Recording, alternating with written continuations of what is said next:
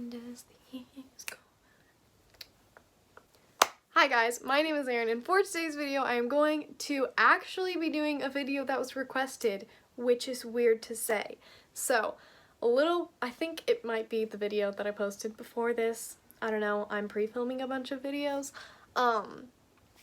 So I think my previous video was a video where I talked to you about a bunch of books, specifically contemporary books, that I'm really excited to get to this year, and I said that it stemmed from a comment that requested me to do a summary contemporary recommendations video, and that is what you're going to get today. So I believe it was Terrell Bellinger who requested this, I think. I don't know if that's how you say your name. I'm really sorry. I'm trying. But shout out to you for requesting this. Thank you for supporting me. You always ask me super fun questions and it's super dope. So let's get started. I'm really excited to recommend a bunch of summary contemporary books to you guys. I'm going to be recommending adult as well as young adult contemporaries. I hope that's okay. I've been reading a bunch of like new adult contemporaries that I really love and I really want to talk about, and I think that a lot of other people will enjoy if they haven't already read them too, so I'm going to throw them on this list. There aren't a ton. The first one I have is a young adult contemporary, but it's kind of an honorable mention because I didn't necessarily love it, but just about everybody else on BookTube has been loving it, so I feel like I'm the only one who isn't enjoying it. So maybe you'll probably enjoy it too. I'm just like the one with an odd opinion. And if you share the same opinion as me, let's talk about it. But that is If I'm Being Honest by I just mixed their names up. Emily Wibberley and Austin Sigmund Broca. This is a loose retelling of The Taming of the Shrew by Shakespeare. It's about a girl, her name is Cameron, and she always speaks what's on her mind, and it comes across as rather cruel most of the time, and so one day she's in front of her crush and he witnesses her cruelty to another person, and he's like, you know what? I'm not interested anymore. You're not a very nice person. And so she makes a list of all of the people that she needs to make amends to. She goes to make amends to them, and she's basically trying to win this guy over by becoming a nicer person. Now, if you're wondering why I didn't enjoy this book, it's a little bit preachy toward the end about like how you don't need to change to be with a person, and while I completely agree with that, this book is saying that Cameron didn't change, but she did make a change. Granted, I'm gonna be completely transparent. I am not normally very comfortable sharing unpopular opinions on the internet because I don't want people to yell at me and tell me that I'm stupid, if we're being honest. But here's why I feel slightly more comfortable to voice this opinion. My junior year, was not a very nice person. I had a lot of things going on at home. Does that make it okay? Absolutely not, but I took it out on a lot of other people around me. However, when it was brought to my attention that I wasn't being a very nice person, I made a change, and I don't think it's a bad thing. In fact, I think it's a really good thing. So granted, she's not changing her thought process or her morals in this book, but she's changing kind of her frame of reference. So her opinions may still be the same, but the way that she's putting them out there are very different and a lot more delicate, which is a good thing. So she's filtering herself a little bit, which isn't bad. Like, if I said the first thing that came to mind all the time, I would be in so much trouble all the time. And so I'm getting really heated about this because everyone loves this book and it just blows my mind because I gave it like a 2.75 out of 5. But like I said, everyone loves this book, so it's probably just me. But that is my opinion on this book. Read it, let me know what you think. Maybe I'm crazy and stupid. It's probably very likely, but that is my opinion on this book. That is my honorable mention. Now we'll get on to the books that I have thoroughly enjoyed and think that you could also enjoy. Oh gosh, that was a mess. I didn't intend to go on that rant, and I'm really sorry if you weren't expecting that or didn't want that from me. I'm really sorry. So, I have two adult books that I want to talk about in this video, both by the same author, Christina Lauren. The first one is Josh and Hazel's Guide to Not Dating. This one has been circulating BookTube, and a lot of people love it. It's super cute. It's about these two people. They become really, really good friends, and neither of them... Okay, I'm sorry. I ran out of storage. Anyway, it's about two people. They become really good friends. Neither of them are dating, and they're like, you know what? We should set each other up on dates. And unintentionally, all of these dates are bad. And so they kind of connect over the fact that they're just not having any good luck, and then things develop, and I'm sure you can take it from there on where the story progresses. It's super cute. Hazel is super quirky, and it gave me New Girls vibes 110%. I love it. Hazel is Jessica Day, it feels like, and so if you're a big fan of New Girls like I am, I highly recommend this book. It's really fun. I listened to the audiobook, and it was a little, I'm not gonna lie, the audiobook was slightly annoying in the fact, like in the sense that there were two narrators, one for Hazel and one for Josh, but when you were reading Josh's chapters, Hazel's narrator, when Hazel would talk, wouldn't come in. Josh's narrator would make a new voice for her, and their voices for each other were not good.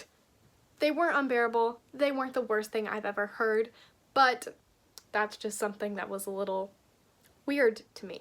But I still really enjoyed this. I think that a lot of other people will too. I gave it like a 4.5 out of 5 stars.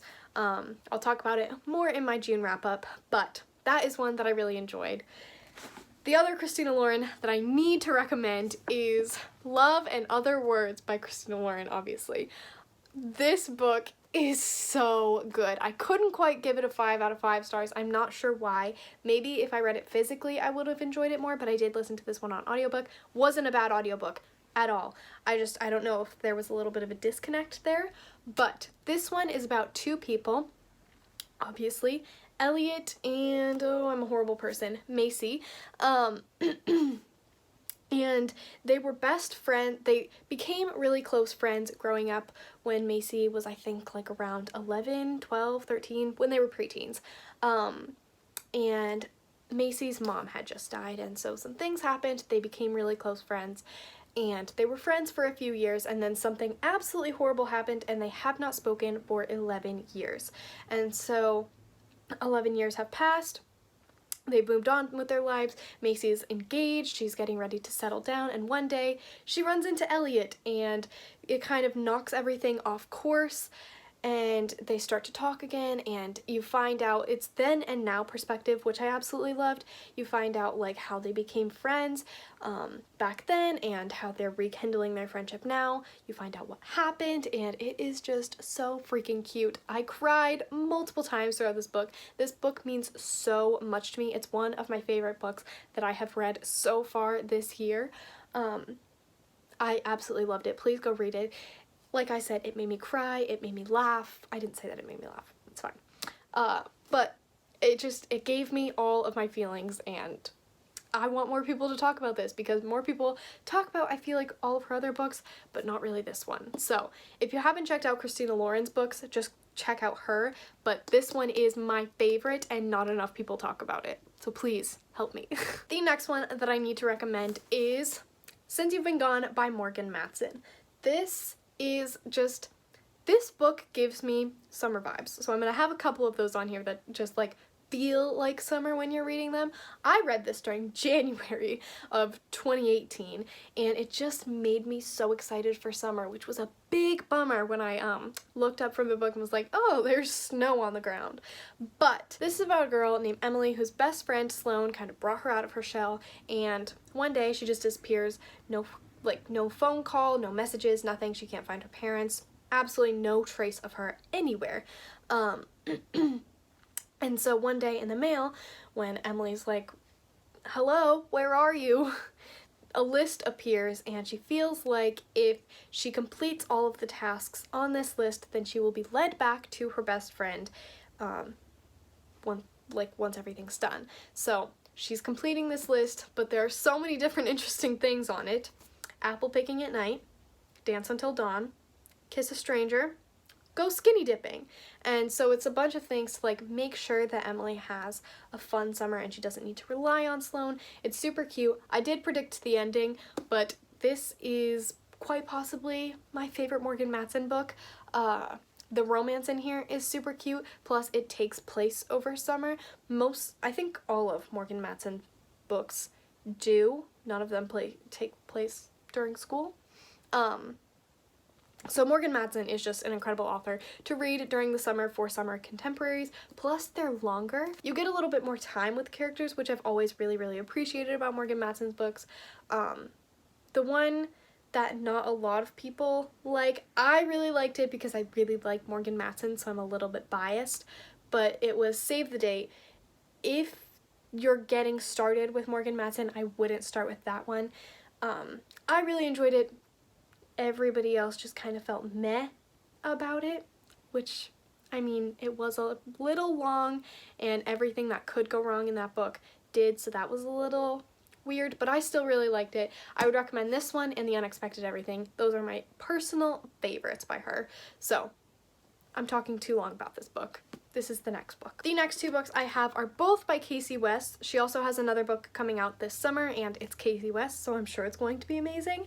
But the first one that I have to recommend is Listen to Your Heart, obviously by Casey West. This one doesn't take place during summer, but it takes place early fall, like September time. People are going back to school. But it also takes place on a lake, so it feels a little bit more summery.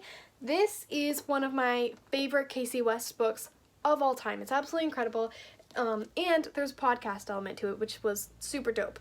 It's about this girl who is going to school, and she has enrolled in this podcasting class with no intention of actually doing a podcast, and then she gets roped into it somehow, and this podcast is where people ask for advice anonymously. There's this one caller who calls in frequently for dating advice, and I won't give anything else away, but it's super cute, and like a lake setting is just so freaking adorable. She loves the lake, I love the lake.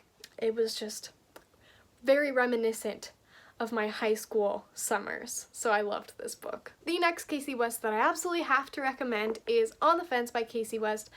This one does take place during summer.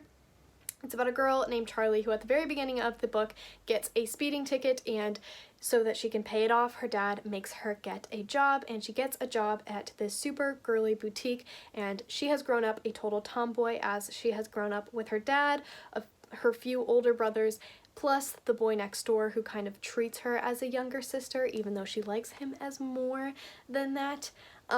So she is dealing with the fact that she is working at this super girly boutique, which is not an environment that she's ever really been immersed in, but she kind of likes it and she doesn't know what to do about that. Plus, she likes this boy and doesn't know how to really talk about it. She's going through a bunch of things, and one of the main things that happens in the book to kind of connect the two characters together is the fact that they sneak out late at night and kind of go to each other's fences, and they just kind of talk, and it's super cute. I absolutely loved this book. This is one of my favorite Casey West books of all time, plus it's just super summery, so I had to recommend it. Casey West books are just perfect for summer in general.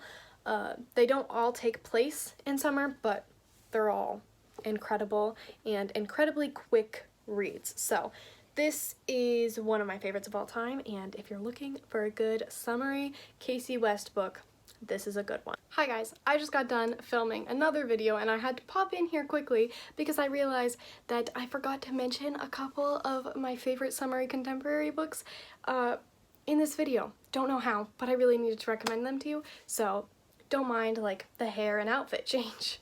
The first one is 99 Days by Katie Cotugno. I recommend this book constantly, although it has a very problematic romance, and for that it is not the best book ever. I will admit that it's true. It's got a lot of problems. However, I'm recommending it purely because it has such a summery atmosphere, so if you can overlook the problems of the romance and everything else that's going on in this book, the summery vibe is incredible. And it's one of the few books that I was just like, yes, this book feels like summer. That is why it's on this list. If you don't want to read it, can't say I blame you, but I really enjoyed it. It was just kind of like a fun, trashy summer book. I loved it. Not your thing? Totally get it. Totally understand. Don't push yourself if cheating is not something that you even think you can read. Don't condone cheating. It's not what I'm saying. But the vibe of the book was good, you know? The other one that I absolutely need to recommend to you is The Names They Gave Us by Emery Lord. I read this book last year. It was the first book I read last year, and it is still one of my absolute favorite books of all time. It takes place at summer camp. It deals a lot with grief and friendship and gaining new perspectives on things, and for that it's just absolutely incredible. It also has a Christian element to it. I personally, being a Christian, really appreciated that aspect of it and really related to it a lot. If that's not something that you're interested in, Books and Lala has spoken about this briefly on her channel. I don't want to put words in her mouth, but she said that that's not something that she's super invested in, but it didn't bother her. Go watch her videos where she talks about this, because I'm not trying to put words in her mouth, but I'm just letting you know it's on your radar. If it's not something you enjoy, maybe it's something you can overlook. If it is something you enjoy, I think it's something that you can really relate to, because I personally did, and for it I really, really loved it, because it's not something that I see a ton in YA, and I really appreciated it. But yeah, summer camp, new friendships, grief, it's incredible. Okay, back to the rest of the video. I hope you enjoyed it. I have 2 more books to recommend, and then we're done. The first one is My Life Next Door by Huntley Fitzpatrick. This book is kind of thick, I guess. It's like 400 pages, I think. Yeah, it's about 400 pages, and it's about this girl who, she lives with her mom and I think like maybe her older sister, and her mom is involved in politics. I think she's like mayor or something for this town, and they live a very clean and pristine life, and in the house next to them is this family of like 7 people. There are toys all over the yard. It's just an absolute mess and chaos, and they've constantly, like throughout their whole lives, kind of looked down on them. Well, one day, one of the boys, who is Sam's age, the main character is Sam, one day, a boy from next door comes over, and they have a little bit of a meet cute, I think. I haven't read this in so long, but I did read it in a day during the summer, and it was absolutely incredible. It's about a boy who lives next door with his crazy family, and she gets kind of involved with them. Things happen. It's so freaking cute, and it takes place during summer. There's a summer job. So much happens. It's so good. I read it in a day, and I didn't think that I could read this book in a day, but I impressed myself. I'm really bad at summarizing books today, so this is pretty much all you're gonna get, because I don't want to make it any worse. The last book that I'm going to recommend to you for summer is my favorite book pretty much of all time, and that is I'll Give You the Sun by Jandy Nelson. This takes place dual perspective, and each of the perspectives is a different time. So there's Jude and Noah. They are twins. Jude's chapters take place when Noah and Jude are 16, and Noah's chapters take place when Noah and Jude are 13. So in the beginning of this book, something horrible happens, and Jude and Noah, who have been inseparable their whole lives, kind of split apart and stop talking to each other. It's really weird because they're twins, like, let alone siblings. It's weird for them to just like not talk to each other ever again, but they haven't talked to each other in a really long time, and it's kind of their way of finding each other again, finding themselves again after this absolutely horrible thing happened. This book deals a lot with art, and you can just picture the art, and it's absolutely stunning. Plus, this writing is absolutely gorgeous. There are few different like love stories in it, and that's beautiful. This book made me cry like literally 5 times. It's one of my favorite books. I haven't ever reread it, but I really need to. It's just all of the feelings. So if you're looking for like an emotional book, pick up this one, or pick up Love and Other Words by Christina Lauren. Pick them both up, but those are gonna be your emotional reads.